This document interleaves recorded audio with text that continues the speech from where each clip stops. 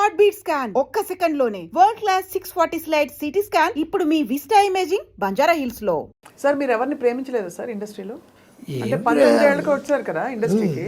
అవును, ఉన్నాయి అప్పుడు ఉండింది ఎఫ్ఐఆర్లు. ఒక నేను ఆవిడ వాణి విశ్వనాథ్ గారు పెళ్లి చేసుకుందాం అనుకొని భలే దంపతులు అప్పుడు దీనికి కూడా వెళ్ళిపోయాం.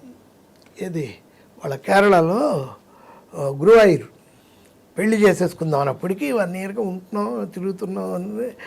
మొదట్లో బాగానే అంత హ్యాపీగా ఉంది.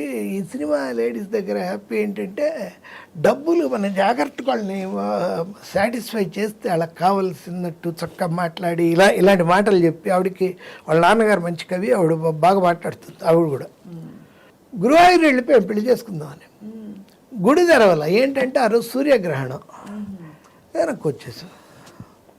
గుడి లేదుగా, అందుకని చేసుకోవాలి. అలా ఇంకో 2 అలాంటివి ఉంటే అక్కడ దాకా వెళ్ళి ఇంకా అయిపోయింది అనుకుంటే అవదు. దానికి మీరు ఏమన్నా ఎందుకు అవ్వలేదని ఆలోచించారా?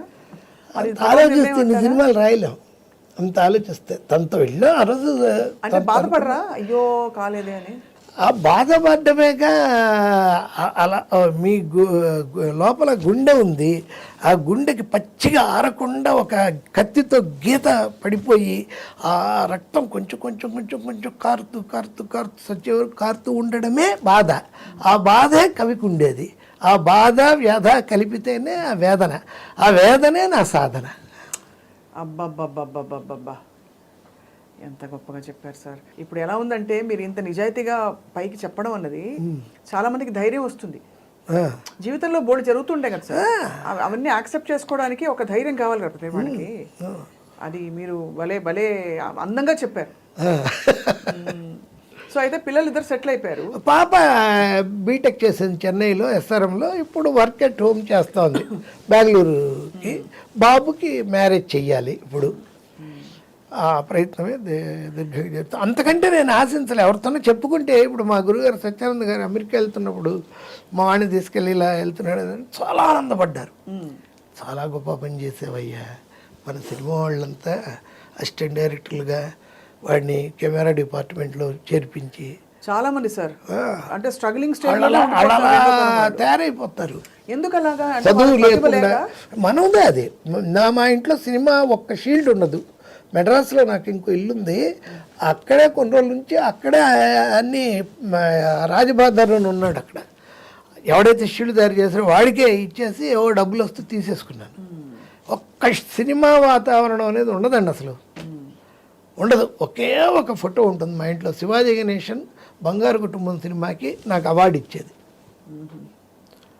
నాకు ఇష్టం శివాజీ అంటే, అంతే తప్ప సినిమా అనేది లేదండి. ఇది కేవలం మీకు ఒక వృత్తి, ప్రవృత్తి, అన్నీ కూడా అన్నీ ఇదే. ప్రాణం తీసే విషయం అన్నీ సినిమానే. అయితే కష్టాలు బాధలు మీరు సినిమా కష్టాలు చూడలేదు, చూసినా వాటిని దులుపుకుపోయారు. చూడలేదు. సినిమా కష్టాలు ఏముంటే ఎందుకు? 82లో బాలచంద్ర రమ్మంటే వెళ్ళాను నేను విజయవాడ నుంచి ఎస్ఆర్ఆర్లో చదువుకొని. అసలు మా లెక్చరర్లే ఎలా ఉండేదంటే, నాకు నిన్న లెసన్ చెప్తే మరుసటి రోజు ఇది ఈరోజు లెసన్ చెప్పండి, ఎకనామిక్స్ ఆప్టిమం థియరీ ఏంటి, మాల్తూజియన్ థియరీ చెప్పండి అని. నెక్స్ట్ నువ్వు వద్దులు, నువ్వు ఎలాగో సినిమాకి వెళ్తావుగా, నెక్స్ట్. లెక్చరర్లే నన్ను అడిగేవాళ్ళు కాదు. ఇది విధి రాసిన రాతే. అంతే. వాళ్ళు కాలేజీ డేస్లోనే ఇంకా ఏంటి, ప్రిన్సిపాల్ రూమ్కి వెళ్తే డ్రామాలో వేసేవాడి.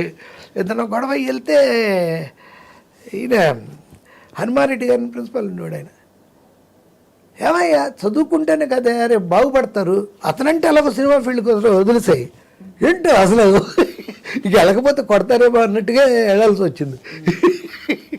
ఎందుకురా ఇంకా ఇక్కడే తిరుగుతున్నా, మెడ్రాస్ ఎక్కువ బండి అని. అదే జీవితం ఇచ్చే ప్రోత్సాహం అది. అంతే. చిన్నప్పటి నుంచి ఎప్పుడు మా వాచ్మ్యాన్, కాలేజీలో వాచ్మ్యాన్ అడిగేవాడు నన్ను, ఏదో ఒక ఇంటర్ కాంపిటీషన్స్, బయట వేసే నాటకాలు, ఎప్పుడూ రిహార్సల్స్. రూమ్ నెంబర్ 23 అని SRNC గవర్నమెంట్ కాలేజీలో విజయవాడలో. అయ్యా సంవత్సరం పొడుగుతా ఎప్పుడు రిహార్సల్స్ చేస్తూనే ఉంటారు, ఎప్పుడు చదువుకుంటారు, ఎట్టా బాగుపడతారా మీరు?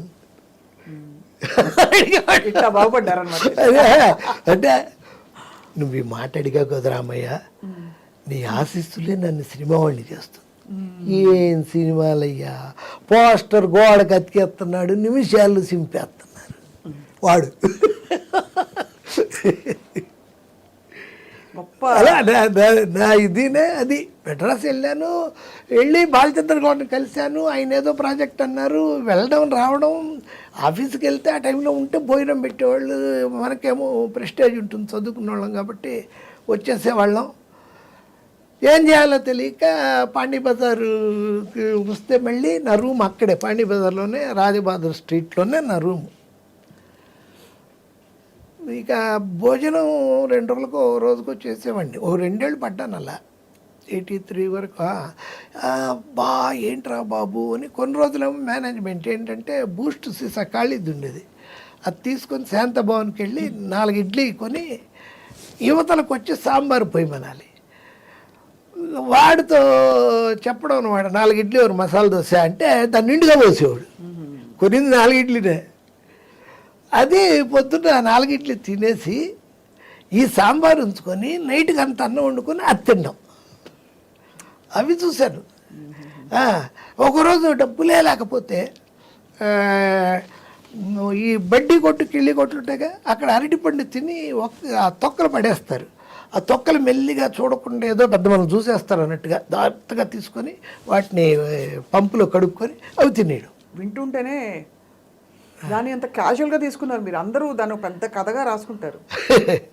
తర్వాత మీకు క్లారిటీ వచ్చేసిందిగా, సంపాదించాలి జీవితంలో, సంపాదించాలి అంటే నోవే, సంపాదించి తీరాలి కదా.